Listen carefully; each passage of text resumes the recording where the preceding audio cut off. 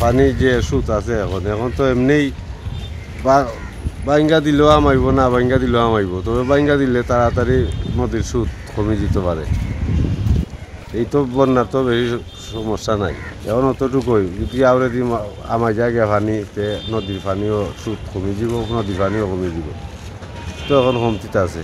দিন পরিষ্কার আর যেই পানি আইছে ইনশাল্লাহ যে পানি আছে এই পানি কমে যাব, কারণ হাওরগুলো খালি আছে, তরুণতলি দিয়ে যা আছে এইগুলাও খালি আছে। দক্ষিণে দিয়ে যে হাওরগুলো রয়েছে দেখারা করিতা এখনও তো পানি ঢুকে নাই, এইগুলা ঢুকে গেলে গিয়া নদীর পানি কমে যাব ইনশাল্লাহ। আর আবহাওয়ার খুবই ভালো আছে, আর তেমন কোনো বইয়ের আশঙ্কা নাই।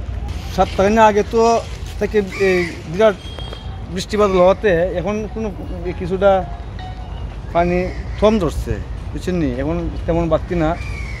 তবে এই যে উজানের পানি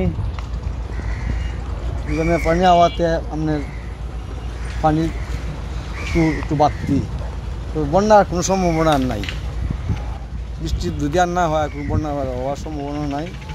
তবে আমাদের সুনামগঞ্জ এলাকা থেকে আমার দেশের বাড়ি হলো মধ্যনগর, এই এলাকায় এখনও পর্যন্ত পানি অনেক আউরে পানি ঢুকে না। পানির জন্য অনেকে দান বন মানুষে এই বিক্রয় করতে পারতেছে না। কিছু অনেক জায়গায় আছে আমাদের এলাকায় অনেক নদীর পানি আউরে এলাকা দিচ্ছে না।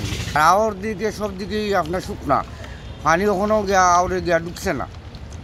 ঢুকা কোন সময় ঢুকবো তা তো যা আল্লাহ ছাড়া কেউ জানে না। ভারী বৃষ্টিপাত হওয়ার কারণে নদীর পানি অনেকটা বাড়ছে, উজানের ডল আইছে, পাহাড়ি ডল আইছে, কিন্তু হাওরে এখনো পানি নাই। হাওরে পানি অনেক কম। যদি যে হাওরে বানগুলো খাইটা দিলে নদীর পানি তাড়াতাড়ি কমে যাইব।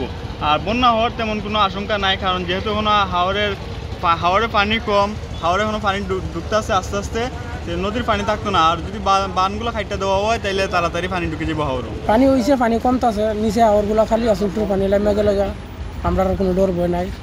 পানি তো নিচে নামতেছে, তাই বন্যার হওয়ার লক্ষণ নাই, আর কম